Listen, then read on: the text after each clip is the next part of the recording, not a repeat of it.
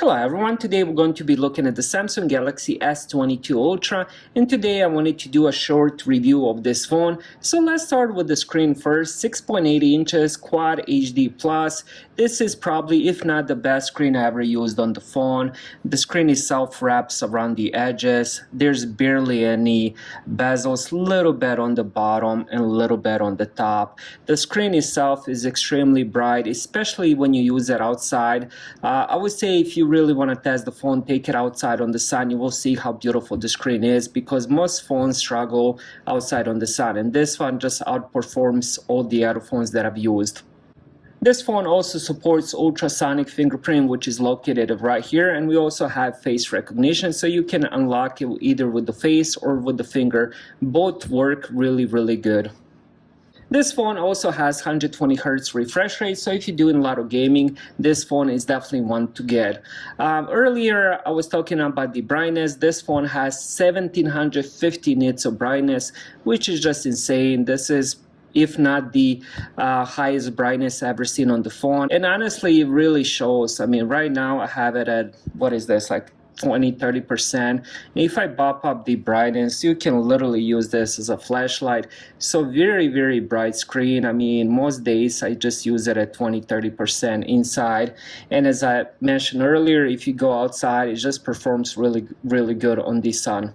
Next, let's talk about the body. I mean, we have here armor aluminum frame. I think it looks very sleek. I would definitely recommend getting a case just to protect those cameras and the body itself. I don't think the body itself will get any damage, but you definitely got to protect the screen and the lens. Talking about the screen, it does come with the Gorilla Glass Victus Plus, and this phone is also IP68 water and dust resistant, which is really good.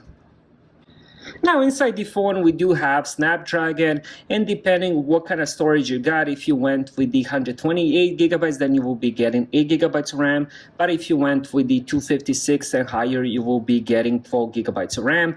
Day-to-day use performance has been exceptional. I mean, this is what you can expect out of the premium flagship top-of-the-line Samsung phone. So performance-wise, no issues at all. I mean, it's really pointless for me to even talk about the performance. You know what you're gonna get out of one of these phones. Now let's talk about the cameras here, because there's a couple interesting things on the back. We do have 4 cameras on the back.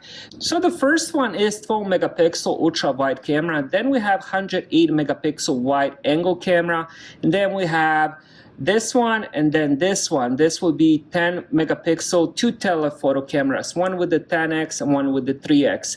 And this one also has, you probably seen videos of this, which is the space zoom, to supports the 100x. And also on the front of the phone, you will be getting a 40 megapixel front facing camera. It takes really good selfies.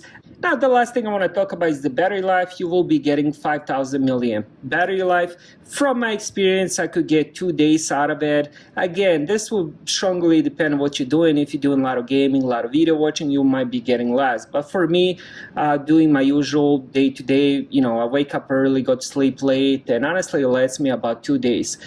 This also supports 45 watt super fast charging, and I believe I was able to get 65% in 30 minutes, which is quite amazing. So that's really fast.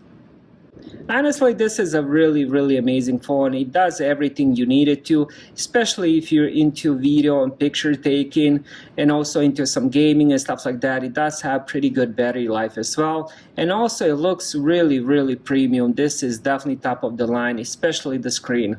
Thank you guys for watching. Have a great day.